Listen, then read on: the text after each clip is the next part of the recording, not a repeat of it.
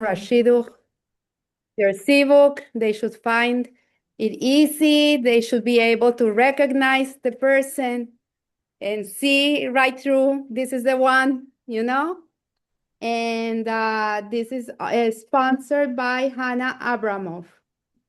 And the lunch and classes sponsored for the Lilu and Ishmat of Charlotte Rivka Bat Mary Sophie, Alicia Badalia, Diana Badalia, by Esther Sitbon and Gabriel Ben Rahemina, and all sick of Israel.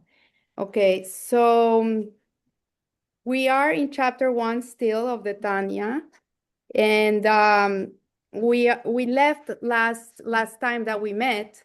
We were starting to learn about the animal soul. I see new faces here today.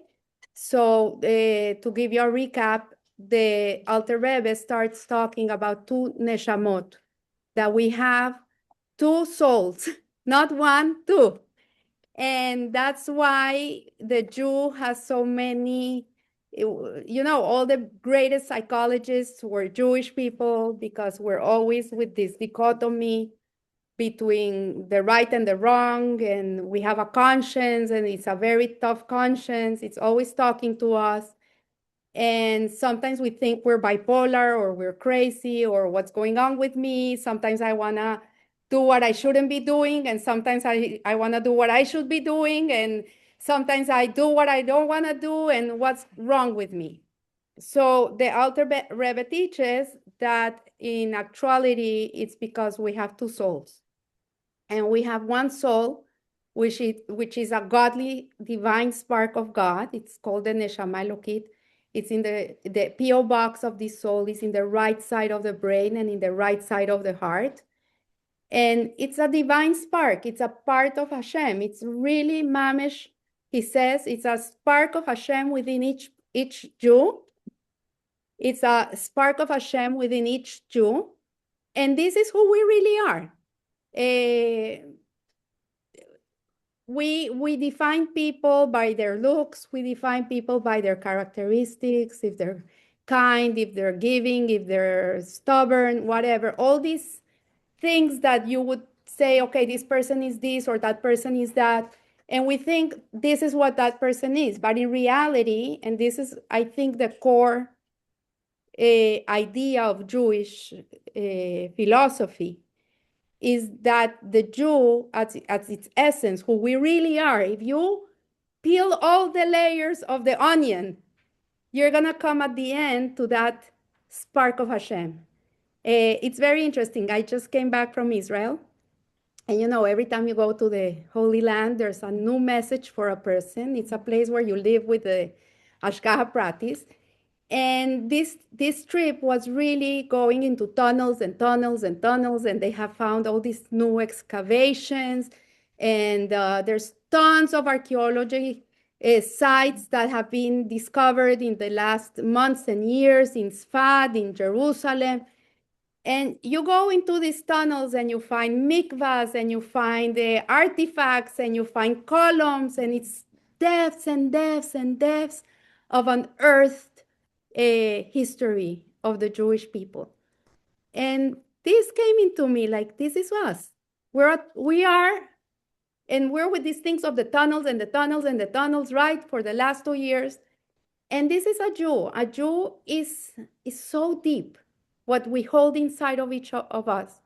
We have history of history, lives after lives, because this is not our first life. We've been here forever. And it's layers and layers and layers and layers of untapped knowledge of who we really are. And in that untapped knowledge really is our biggest potential. So the Alter Rebbe is talking about this Neshama Elokit, which is not what I'm going to talk about today, but he's talking about these two souls, and we are always fluctuating between one or the other. And when one is in control, the other one is like doormat. Imagine he's in surgery with anesthesia. He is breathing and he's alive, but he's like gone. The other one is taking charge. But the moment that something happens and then the other one jumps out, and he's the one that's stronger in that moment, then the other one goes into anesthesia. So we, during the day, most of the time, we're fluctuating between one or the other. How do we know which one is in control, let's say? Which one is maneuvering the body? So every time that you say, I want, I love, me, I think, I believe, this is your animal. And you can have a nice animal. It doesn't mean it has to be a bad animal. We can have a very nice animal. And every time you say, what does God want from me? What is he expecting of me? If this decision I'm going to do right now is a Kiddush Hashem or it's a Hilul Hashem, what am I representing here? What am I revealing here? According to Hashem, and he's in front of your space, first him and then you, then that's your godly soul. So the Tanya, the Alter Rebbe, what he's going to teach us throughout this whole book is how to, first of all, recognize which one is talking at that moment, which one is ruling at that moment. And the second thing that we're going to learn is how to be able to switch from one to the other. And it's training. We need to train ourselves. So every time you're getting an anxiety attack, for example, this is the animal. This is the animal. He's full force. He's taking over. Every time it's anxiety, depression, sadness, rage, jealousy, all these negative feelings that we experience. This is me. This is me, me. I. And every time that through Torah knowledge, through learning Torah, because really this is the way out, that you learn what Hashem desires from you. So the more you learn about how you have to be as a Jew, what is the Jewish way of thinking, talking, and behaving, then the more strength you're going to be able to say, okay, this is not my Jewish, this is not my essence, the one that's talking here. This is the other one.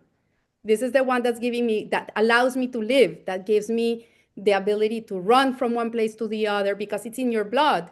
And this neshama hamahabit is really not bad. It's not evil.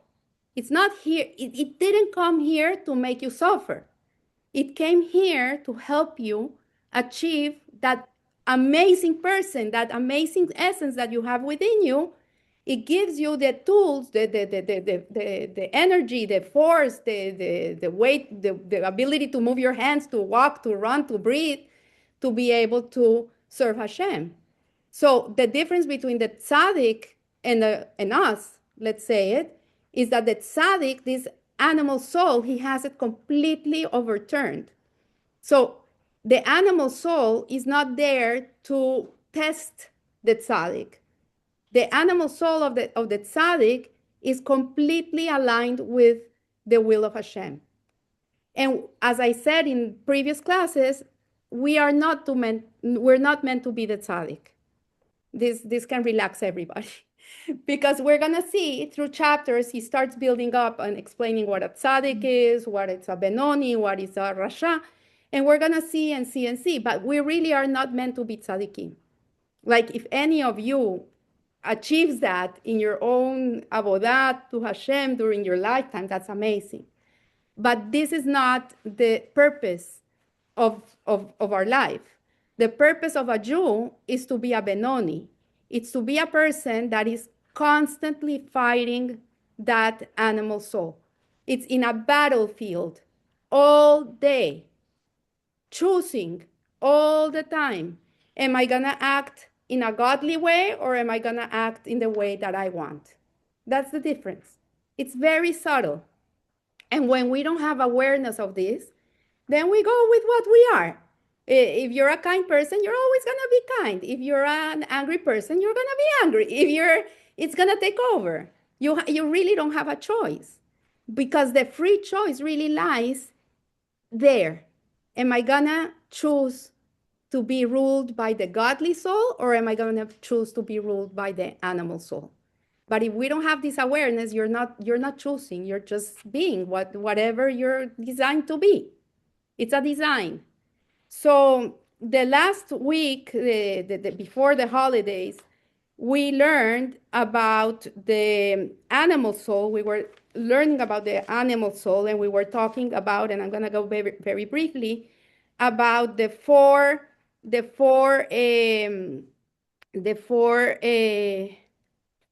elements with which God created the world. There's four elements. You have earth, wind, fire, and air. And the godly soul and the animal soul both have these elements too. Everything in creation is replicated. Everything that you find in every world, then it's in another world and in another world, and it's in the world and it's inside of every person. Everything is replicated. So we went through these four different elements, and to give you a little recap, we were talking about, for example, each person is connected to a different element. So you're going to have a person, for example, if the person is a person that is more fire, this person is going to be more in tune, let's say in tune, or it's going to be more natural for this person to be a person that is passionate. It's a person that gets angry easily. It's a person that is haughty. Everything that goes up, this is the element of fire.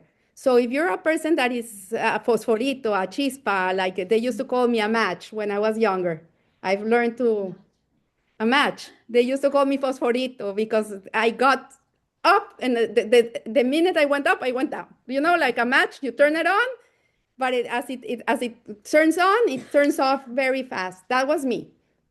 And I worked a lot through that. I worked a lot of not being instinctive, of being a person that really stops, holds, analyzes, thinks, digests, and then can choose to act in the correct way. Not always. Sometimes I fail, but most of the time I got it. For 20 something years that I've been practicing this, I've been able to really hold that space. When I feel like I'm starting to burn up, I cool down. I know how I go. I drink a cold glass of water. I think about it. Maybe I call a rabbi, ask, what do you do with this situation? I take my time not to react.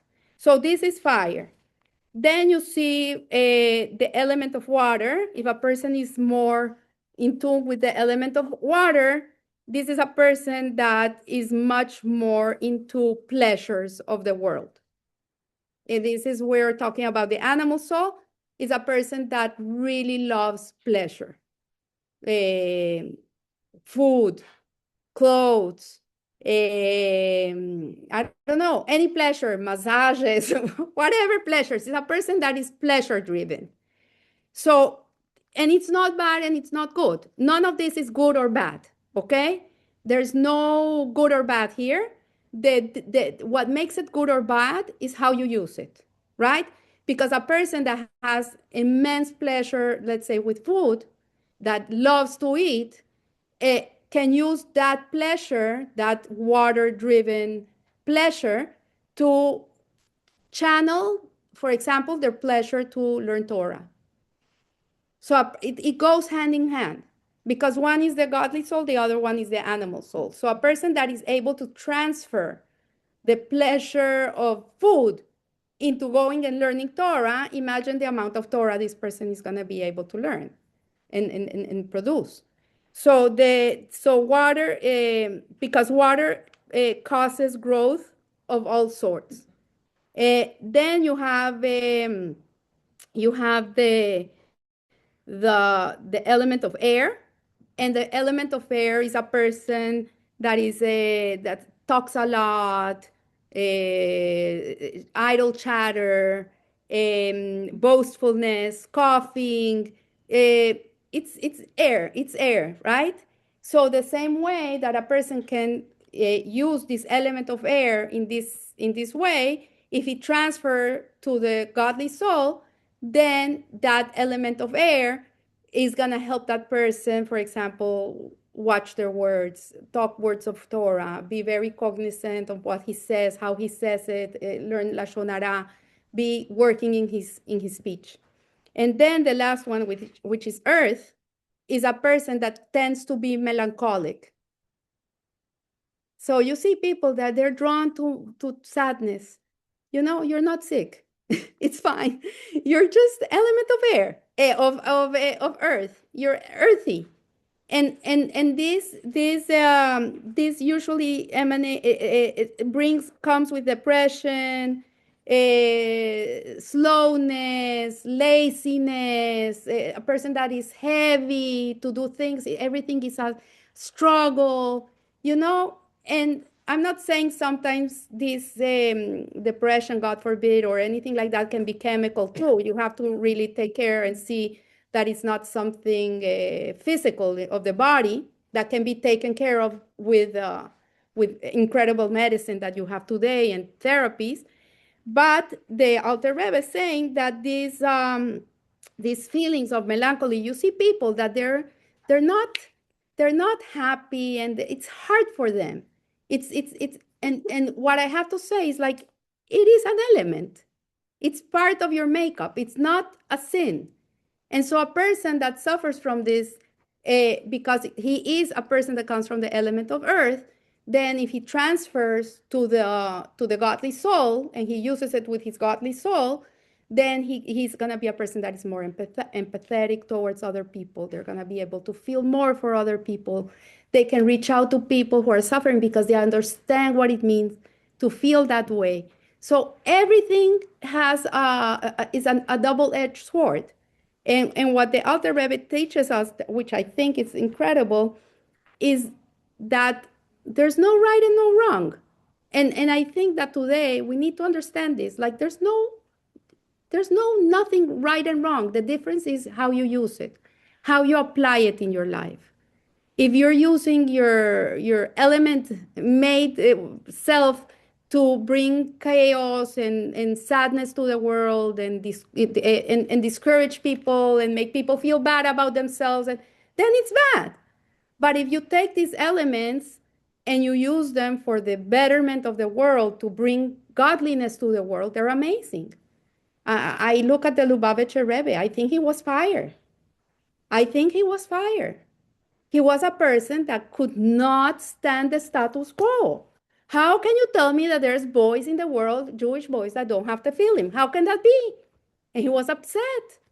So he created a tefillin campaign, you know, and today you have many people putting on tefillin, many men.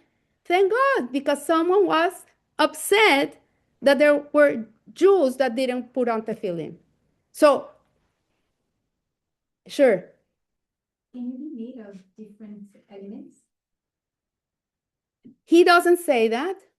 He says that each person particular comes from a different element. What I think is that you can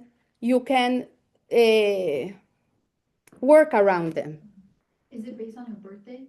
Like He doesn't say it. He doesn't say it. I think that you know because of your tendencies.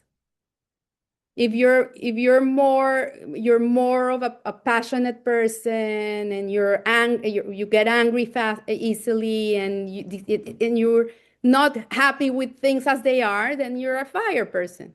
If you're a person that loves good food and nice clothes and everything's about pleasure, pleasure, pleasure, doesn't mean that a fire person doesn't like to dress nice. But what he's showing here is what's ruling. What drives you? What is the drive? There's a lady in Israel that she checks with your birthday, like with your son, with and she does, like she gives you the whole scheme of your personality based on the four elements. That's so cool. But really, there's always one that is more. The- That the- is the dominant. Right, one. that's right. You can have a little bit of the other ones. So yeah, this is yeah, yeah.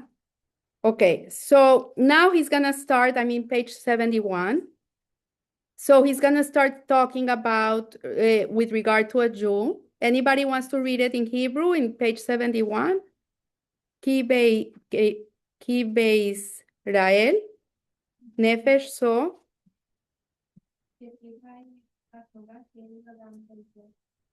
Okay, so he says that with regard to a Jew, this soul comes from klipa. So we're going to start introducing new terms. Maybe many of you know them, maybe you don't know them, but he's going to start talking about this new terminology. It's a Kabbalistic terminology, and the Chabad talks a lot about in these terms. So he says this soul of klipa comes from the klipa noga. So what's klipa? Hashem creates the world. He creates. And there's different creations, right? So there's one aspect of creation that comes from his face. So everything that is holy, that comes from his face, it's something that is transparent to Hashem. Like, for example, a mezuzah, a Sefer Torah, the Neshama Elokit, a Jewish soul. All these things are transparent to the creator. They have no other agenda. They are what they are. Then you have another creation that comes from his back. And this is called Sitra Achra, like comes from the back of Hashem. And from the back of Hashem, he has two different creations. One is Klipa Noga, the other one is called the three totally unclean Klipot. But now we're going to concentrate on Klipa Noga. And Klipa Noga is things that he creates, material world. He creates a material world with everything in the material world that is acceptable for us, that is permissible, but he hates. He hates. He doesn't want it. He doesn't want food. He doesn't want money. He doesn't want clothes. He doesn't want us to the shaitels. He doesn't want nothing of the material world, right? Cars and homes. He doesn't want it. But he has to create all these creation in order for us to be able to have free choice and choose to reveal Hashem through a creation that he doesn't want. So it sounds a little bit wacko and crazy and paradoxical, but think about it. If everything would be angels and everything would be Torah and everything would be Kedusha, then we would be like the angels. Like we wouldn't have, we would do whatever we came to do and that's it. There would be no opportunity for a Jew to be able to exercise his free will. So Klipa Noga is everything in creation that can be elevated. So for example, the water, right? This is Klipa Noga. The cup, the water is Klipa Noga. This is not good, this is not bad. It's par. It is what you make it to be. So if I'm going to drink water and I say, Baruch atah Adonai Eloheinu melech haolam she'akol niyeh bidbaro, we cannot see it because we don't have these eyes of the times of Mashiach, but sooner than later we're going to be able to see it. You're going to see how godly sparks that are contained in the water are released and they ascend to the essence, to the Ein Sof, to the never-ending light. So think about it.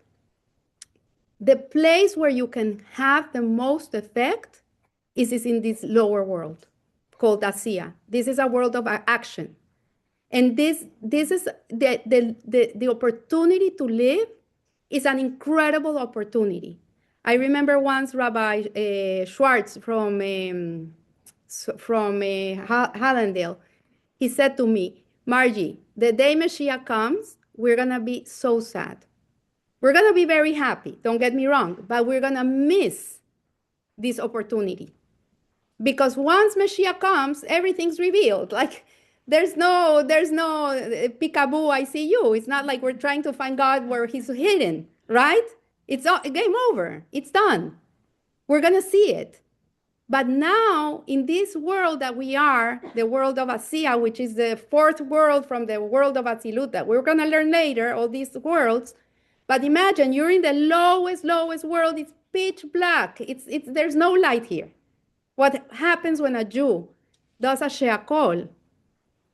The light that he releases through the sheakol goes out of the cone, of the contraction of these worlds, and it goes up and it connects back to the essence. So where a Jew can have the most effect is in this world, as we know it right now. It's an opportune world. And so this is the Klipa Noga. The Klipa Noga contains good aspects, and the Klipa Noga is like an onion, as I said before. It's a peel. It's something that you have to peel. It's like a nut that you have to crack the shell in order to find the nut. So in every aspect of creation that is acceptable, it's permissible for a Jew, clothes, food, that's kosher food, homes, vacations, you name it, whatever. When the Jew recognizes Hashem in the Klipa Noga and he releases the sparks, then at that moment he's being one with God. So this is the way that you get the closest to Hashem. It's through this material world. I had a student, she's from Argentina, and she went to India for many years. She lived in an ashram. And I said to her in one of the classes, I said, you don't understand.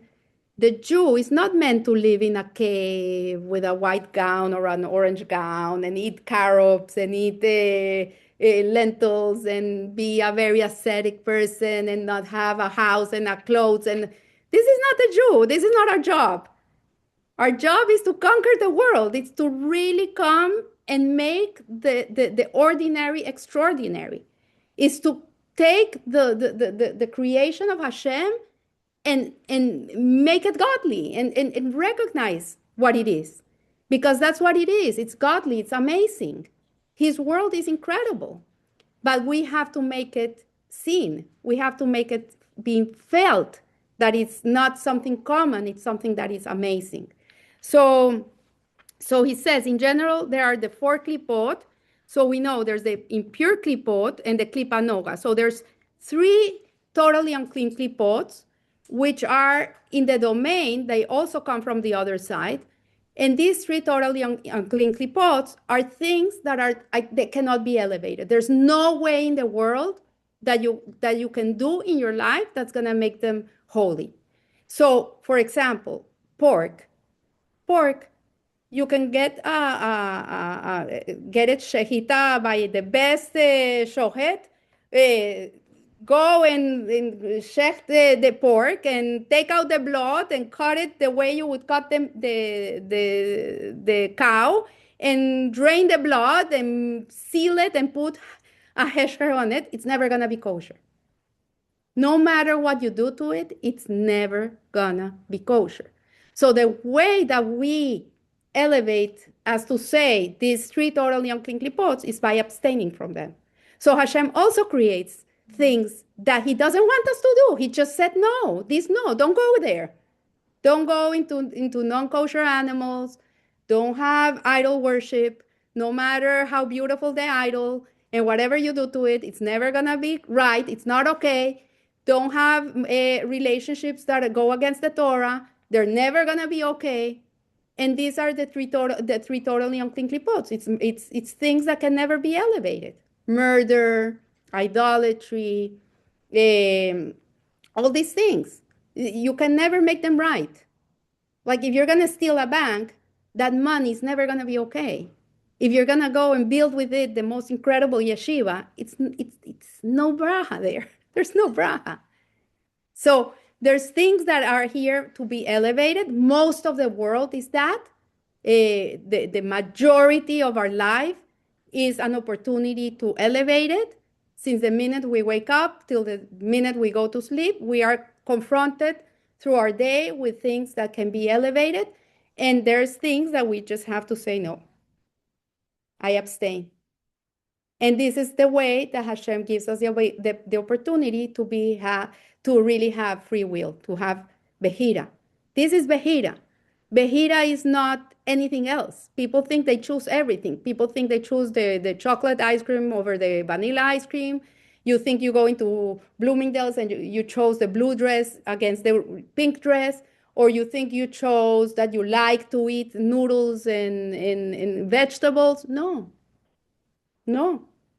you don't choose nothing. You already are wired to like the blue dress. You're wired to like the noodles. Your taste buds already come designed for the noodles. You're wired to choose the chocolate ice cream versus the vanilla ice cream. You're not choosing.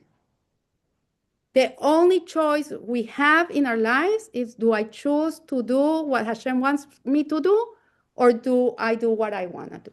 That's it. That's free choice. And you're going to have more free choice if you know what Hashem wants from you. If you don't know Torah and you don't learn, you're clueless. So the more you know Halacha and the more you learn, the more you're going to be able to choose. Okay, and so he says here, Ezekiel, I saw, and behold, a storm wind was coming from the north, a great cloud and fire igniting, and an aura surrounding it. Storm wind, great cloud, and fire igniting correspond to the three impure klipot, while an aura surrounding it refers to the fourth klipa, called klipa noga. The klipa of noga is the realm between the world of impurity, which is entirely darkness and oblivion, and holiness, which is solely light. It is a klipa, and so it is dark. But it is a darkness with noga, a darkness illuminated by glimmer of light. So the job of a Jew is to illuminate the world. And since we come to illuminate the world, Hashem has to give us dark things to be able to turn the light on. This is our job. And the ability to do mitzvot, it's such a gift. People sometimes say, oh, you have to do that. Do I really have to do? Yeah, you know why? Because you can. I remember my husband, when he used to give Tanya classes, he used to say to the men, like, wear a kippah.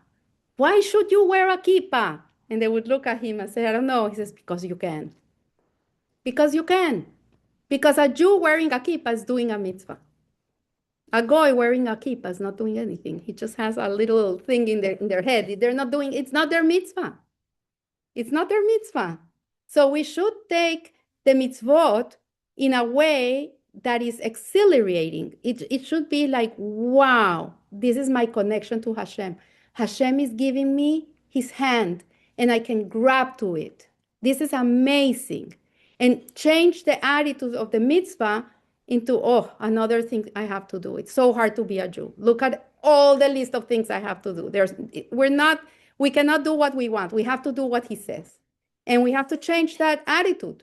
Because in reality, the gift of a mitzvah is the mitzvah itself. The reward of a mitzvah is a mitzvah. So who wants to read the Vehi Misud 72?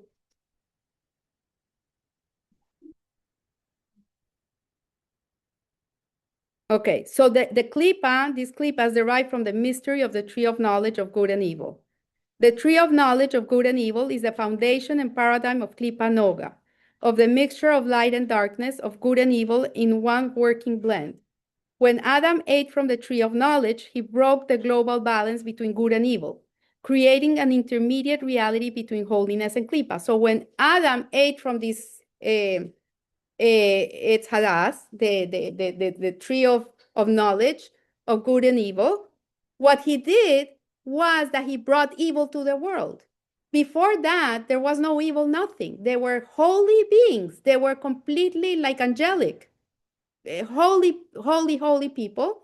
And suddenly, when they eat from this tree, they are brought down from this Gan Eden, and they come into a world where being naked is a shame.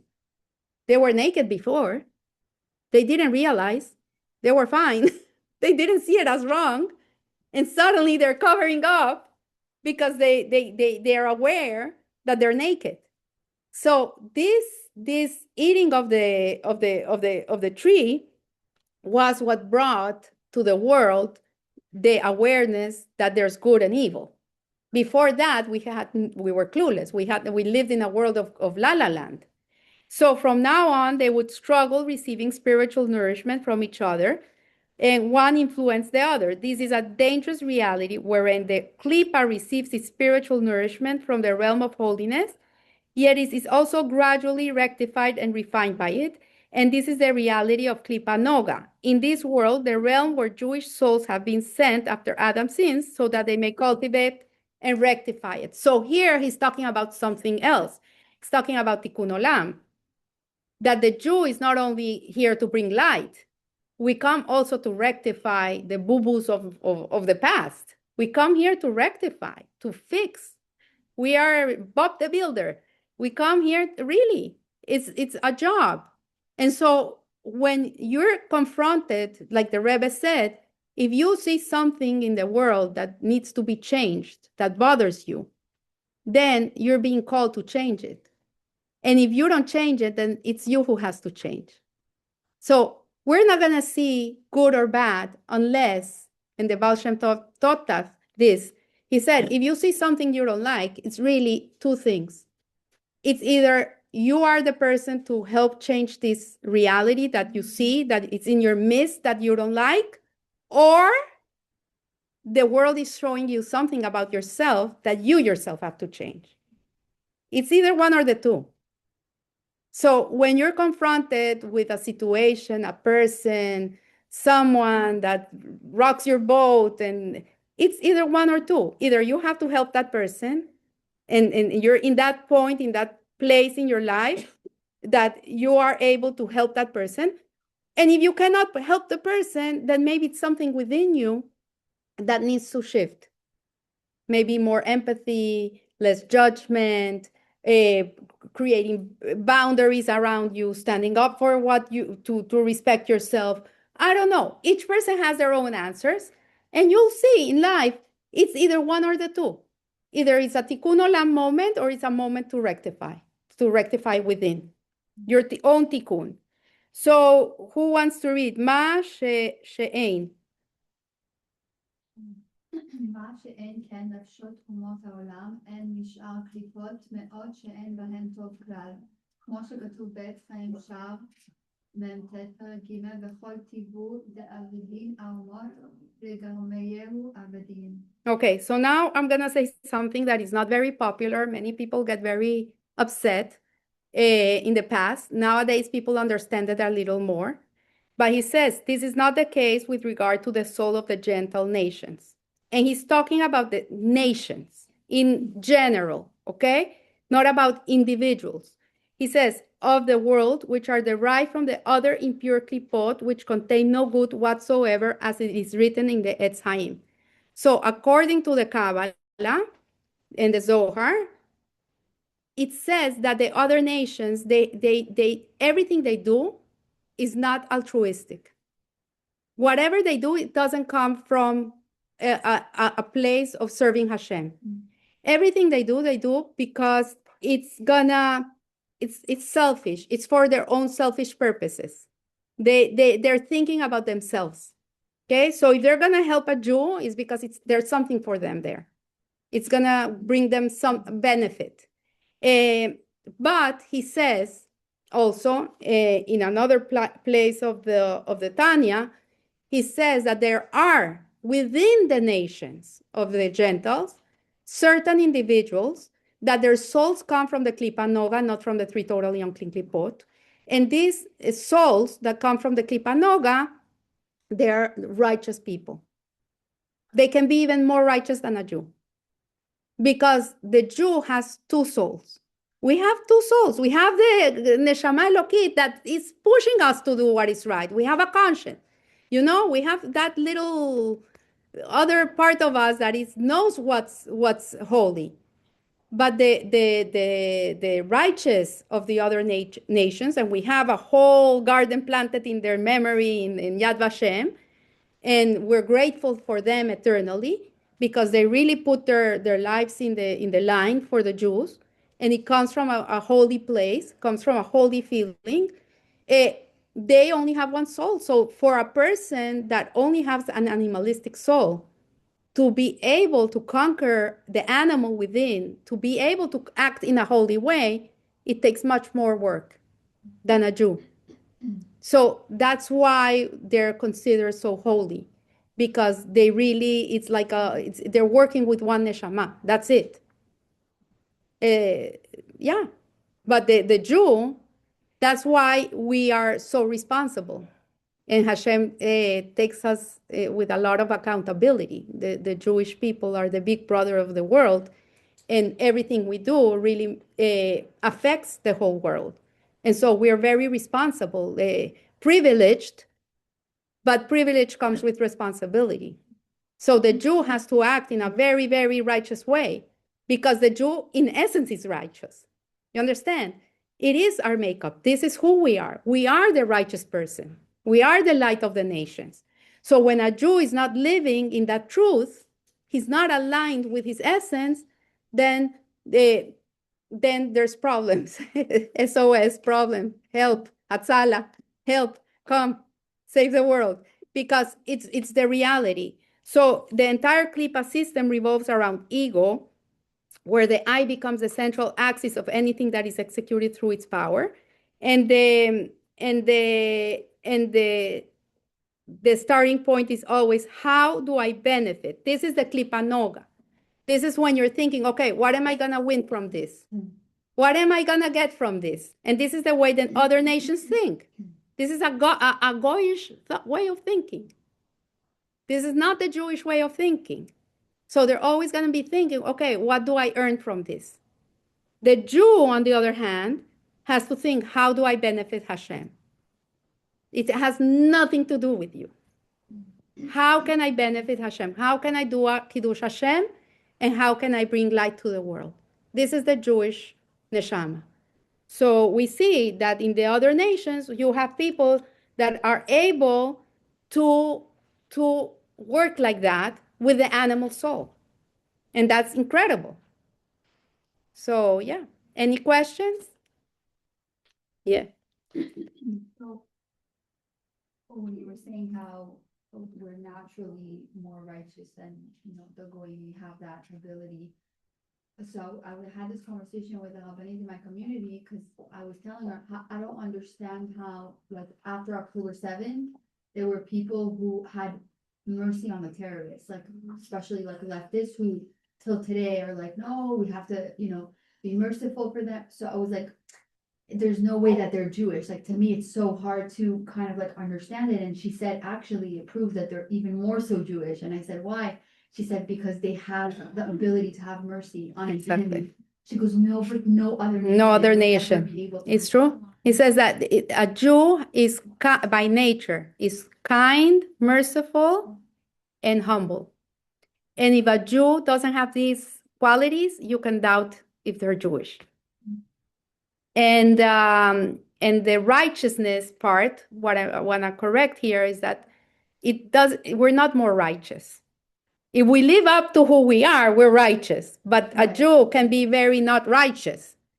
The non-Jew, when they live up to the 7 Noadat laws and they go with the Torah mentality, ethics, morality to the world, it's 7 laws that are given to them that if they go by these laws, which is believing one God, no idol worship, I think it's no blasphemy.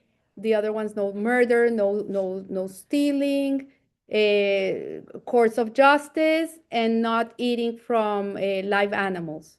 Like a goy shouldn't even eat a stone crab, anything that's alive. Then if they keep these 7 laws, they're as good as a Jew. They're also part of the rectification of the world. And they have a very big standing. They become the righteous of the nations. And we had Yitro, Moshe Rabbeinu's father-in-law, who eventually converted, but he was a righteous man. And yeah, righteousness comes from the way you behave. It's the righteous way to behave. Is this the righteous way to behave? And we should be always have that in mind, thinking, okay, if I'm going to scream at this person, is this righteous? Obviously, most of the time we're going to see no. Okay. Okay, thank you. So my Jewish birthday is tonight, and I want to take advantage and give all of you a bracha. It's a day to give brachas to people. And I want to give you a bracha that Hashem should give you good health and joy in your heart that you serve him with joy, that you are these beautiful lights that he created, that you become the children he dreamed of, and that you should have a lot of nahat from your families, your children, your grandchildren, your entourage, friends, family, and from yourselves. You should feel good with yourselves. This is the most important thing, because when we feel good with ourselves, we feel good that we are who we are meant to be, then the whole world around us is going to feel good with themselves too. Okay. This is just a little token of appreciation and to wish you a happy birthday. It's a little something. Just something. Ay, no, qué lindo.